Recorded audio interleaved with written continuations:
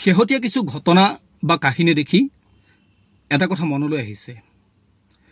কোনোবা এজন প্ৰাপ্তবয়স্ক ব্যক্তিয়ে, সেয়া লাগিলে যুৱতী হওক, সেয়া লাগিলে যুৱক হওক, তেওঁলোকে যেতিয়া কিবা এটা ভুল কাম কৰে, কিবা এটা যেতিয়া নকৰিবলগীয়া সিদ্ধান্ত এটা হঠাৎ লৈ লয়, তাৰ পাছত আজিৰ দিনত আমাৰ সামাজিক মাধ্যমৰ যিখন সমাজ, সেই সমাজখন জঁপিয়াই পৰে সেই ব্যক্তিগৰাকীৰ দুখ খচৰাত।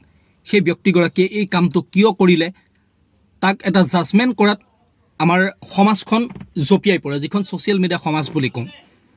সেইখিনিলৈকে আমাৰ অধিকাৰ আছে, ঠিকেই আছে, কিন্তু আমাৰ এইখিনিও অধিকাৰ আছে বা আমাৰ এইখিনিও দায়িত্ব আছে যে সেই ব্যক্তিগৰাকীয়ে, সেই যুৱতীগৰাকী বা সেই যুৱকজনে সেই সিদ্ধান্তটো, সেই ভুল কামটো কি পৰিস্থিতিত পৰি কৰিব লগা হ'ল বা সিদ্ধান্তটো ল'ব লগা হ'ল, সেইখিনি দায়িত্ব কিন্তু আমাৰ আছে। আমি সেইখিনি কথাও বুজিব লাগিব, কাৰণ আমি নিজৰ অধিকাৰ আছে বুলি আমি কিবা এটা কথা মন গ'লে লিখি দিব পাৰোঁ বুলি আমি এজন ব্যক্তিক মৃত্যুৰ মুখলৈ ঠেলি দিয়াৰ আমাৰ কিন্তু অধিকাৰ নাই। এজন ব্যক্তিৰ সন্মান হানি কৰি দিয়াৰ অধিকাৰ কিন্তু আমাৰ নাই। এই কথাখিনিও আমি চিন্তা কৰিব লাগিব। এটা কথা সকলোৱে জানে, ময়ো অনুভৱ কৰোঁ, 25ৰ পৰা 30 বছৰ এই সময়ছোৱা এগৰাকী যুৱতী বা এজন যুৱকৰ বাবে এটা বৰ কঠিন সময়। এই সময়ছোৱাত এজন যুৱক বা এগৰাকী যুৱতীৰ বাবে হাজাৰটা চিন্তা থাকে।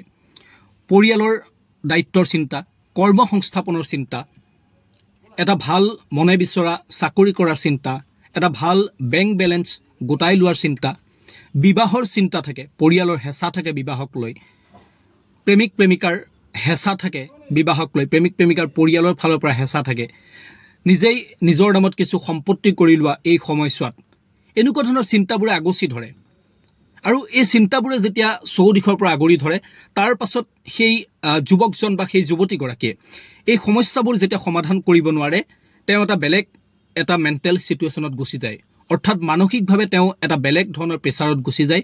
কোনোৱে মানসিকভাৱে ভাৰসাম্যতা ক'ৰবাত হেৰুৱাই পেলায়, আৰু তাৰ পাছত কোনো এজন ব্যক্তিয়ে কেতিয়াবা কিবা এটা ভুল সিদ্ধান্ত ল'ব পাৰে। কাৰণ এই সময়ছোৱাত আপুনি চাব, এই সময়ছোৱাত মনে বিচৰা আপুনি চাকৰিটো বিচাৰিছে, চাকৰিটো সেই যুৱকজনে বা সেই যুৱতীগৰাকীয়ে পোৱা নাই, যাৰ ফলত কি হৈছে, এটা বেলেগ এটা মেণ্টেল প্ৰেছাৰত গৈছে। আকৌ সেই যুৱতীগৰাকী বা যুৱকজনক বিবাহৰ প্ৰেছাৰ দি থকা হৈছে, পৰিয়ালৰ তৰফৰ পৰা বিবাহৰ প্ৰেছাৰ দিয়া হৈছে। তেওঁ যিগৰাকী প্ৰেমিকা বা তেওঁ যিজন প্ৰেমিক, সেই ঘৰখনৰ পৰা তেওঁক প্ৰেছাৰ দিয়া হৈছে যে এই বয়সৰ ভিতৰত বিবাহ হ'ব লাগিব, বিয়া পাতিব লাগিব। এনেকুৱা ধৰণৰ এই যিসমূহ প্ৰেছাৰ, এই প্ৰেছাৰসমূহ একেলগে আহে। আপুনি যেতিয়া আপোনাৰ জীৱনত এটা প্ৰেছাৰ, এটা টেনশ্যন একেলগে আহিব, তাক আপুনি কণ্ট্ৰল কৰিব পাৰে, কিন্তু হাজাৰটা, 5-6টা টেনশ্যন আপোনাৰ জীৱনত একেলগে যেতিয়া আহিব, তাক ক'ৰবাত আপুনি বেলেঞ্চ কৰি মেইনটেইন কৰাটো যেন আপোনাৰ বাবে অসুবিধা হৈ পৰে। যাৰ ফলত এনেকুৱা পৰিস্থিতিত পৰি বহু মানুহে, আমাৰ সমাজখনত বহু যুৱক যুৱতীয়ে এই সময়ছোৱাত মানসিকভাৱে ভাগি পৰে, মানসিক ভাৰসাম্যতা ক'ৰবাত হেৰুৱাই পেলায়, আৰু কেতিয়াবা কিছুমান নল'বলগীয়া সিদ্ধান্ত গ্ৰহণ কৰে, যাৰ ফলত কেতিয়াবা কোনোবাই অজানিতে কিবা এটা ভুল কৰিব পাৰে, কিন্তু সেই বুলি সেই ব্যক্তিগৰাকীক মৃত্যুৰ মুখলৈ ঠেলি দিয়াৰ আমাৰ অধিকাৰ কাৰোৰে নাই, আৰু সেই কাম আমি কেতিয়াও কৰিব নালাগে।